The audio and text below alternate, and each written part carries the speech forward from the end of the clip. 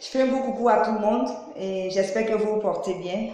Je suis gloire de Dieu, éveilleuse de conscience, conseillère conjugale. Et en ce jour, je suis là pour parler d'un fait qui s'est passé ce matin. Des jeunes gens qui étaient ivres à bord d'un véhicule, qui ont percuté une petite famille, monsieur, madame et leur fils. Vraiment, j'ai le cœur qui est effondré. J'ai mal. J'ai vraiment mal. Et d'abord, je vais souhaiter mes condoléances aux familles et pleurer. La Bible nous dit de pleurer avec ceux qui pleurent et d'être en joie avec ceux qui sont en joie. Vraiment, que Dieu vous console. Mais je suis là pour parler aux jeunes gens. Vous savez, aujourd'hui, vous êtes tous égarés et vous avez dévié. Vous avez tous dévié. Les jeunes d'aujourd'hui pensent que c'est le fait de boire, de consommer le sexe, l'alcool, qui fait qu'on est jeune. Aujourd'hui, les jeunes sont portés sur le sexe, la drogue, l'alcool, l'argent. Mais vous n'êtes pas concentrés sur vos études. Vous n'êtes pas concentrés sur votre avenir.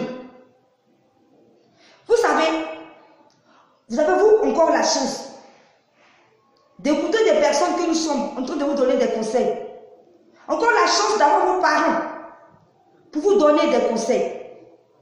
Vous savez, par moments, moi, j'ai envie de dire stop à ma vie et retourner en arrière quand j'étais très jeune pour réparer certaines erreurs. Mais encore vous aujourd'hui, vous avez la chance de nous entendre.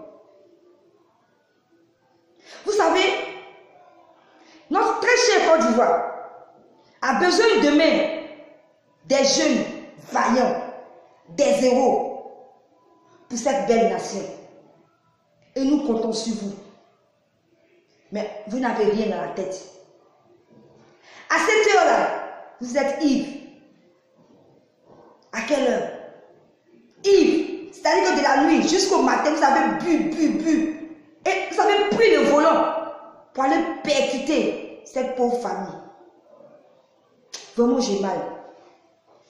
Vous savez, vous méritez tous la prison. Mais comme on dit, à Dieu la justice. Sinon, vous méritez tous d'être enfermés. Et ça vous servira de leçon. Prenez vos études au sérieux. Prenez votre vie au sérieux. Il n'y a rien dans cette vie, je vous dis. Donnez votre vie. Les jeunes aujourd'hui ont besoin de Jésus. Vous avez besoin de Dieu. Je vais vous dire la vérité aujourd'hui. Quand tu es jeune, que tu donnes ta vie à Dieu, tu gagnes. Tu as une vie rangée. Une vie en paix. Tu réussis. Tu es en paix avec toi-même. Mais aujourd'hui, vous êtes portés vers le sexe. Des jeunes dépravés. Tout ce qui est mauvais, c'est ce que vous faites. Des jeunes homosexuels, lesbiennes, c'est ce qui vous plaît. Laissez-moi vous dire que vous êtes tous égarés. Revenez à Jésus. Donnez votre vie à Dieu. Écoutez les conseils de vos parents. Je vous dis la vérité. L'autre fois, j'ai croisé un jeune qui aime boire le koutoukou. Et je lui demande, mais quand tu bois le koutoukou, qu'est-ce que tu gagnes? Il dit, ah, la vieille mère, quand je bois koutoukou, je mange, c'est pour bien manger. Mon frère, les vitamines sont là pour ça. Quand tu veux bien manger, tu n'as qu'à aller prendre des vitamines. Mais le koutoukou, là, ça te détruit. Et aujourd'hui, tous les jeunes, le koutoukou, vous êtes en train de vous détruire. De détruire votre avenir et de détruire votre famille parce que vous êtes l'espoir de votre famille. Vos parents se tuent pour vous mettre à l'école. Hein? Vous ne savez pas comment ils font pour avoir leur argent. Ils payent vos études et vous ne partez pas à l'école. Vous préférez la drogue, vous préférez le sexe, vous préférez la cigarette. Tout ce qui est mauvais, c'est ça que vous préférez. Ces jeunes étaient ivres. On dit non, on peut boire un peu. Mais je vous dis, l'alcool n'est pas une bonne chose. Quand tu bois, tu es dérangé. Nous tous, on connaît. Quand tu bois, tu as envie de faire le sexe. Tu as envie d'avoir des rapports sexuels. Quand tu bois, tu es dérangé. La boisson n'est pas bon. Ne vous enivrez pas. Ne buvez pas. La boisson n'est pas une bonne chose. La boisson n'est pas une bonne chose. Évitez de boire. Je vous en supplie. Regardez. Ils sont allés percuter cette pauvre famille qui partait faire son sport. Et ce qui m'a touché, la dame a un bon témoignage. Elle était pédiatre. Elle a beaucoup aidé les gens. Mais je ne sais pas si elle a donné sa vie à Jésus. Il faut avoir un bon témoignage lorsque tu vis. Là, le jour où tu mourras, les gens, tu auras un bon témoignage. C'est important aussi de faire du bien, d'aider les autres, d'être bien, d'être humble dans la vie. C'est très important. Mais j'ai eu peur moi-même. J'ai dit, mais ça pouvait être moi. Voilà pourquoi Dieu nous demande d'être prêts. Voilà pourquoi Dieu demande à tout le monde d'être prêt. Parce qu'on ne sait ni le jour, ni l'heure où Dieu viendra nous chercher. La mort surprend tout le monde. Donnez votre vie à Christ. Ne soyons pas surpris. Nous ne savons pas quand nous allons mourir.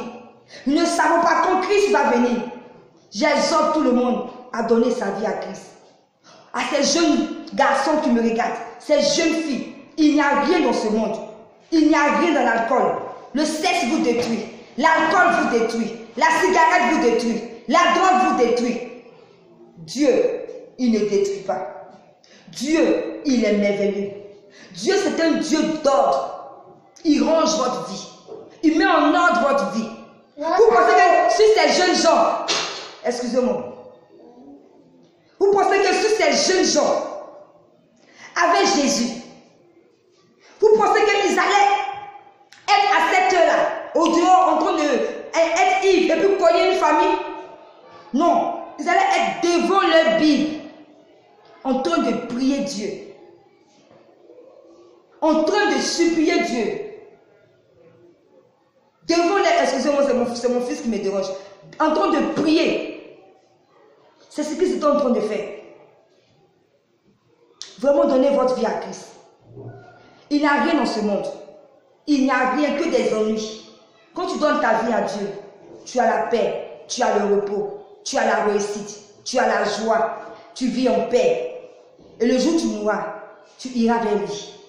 Je vous aime et à très bientôt pour une prochaine vidéo. Bye.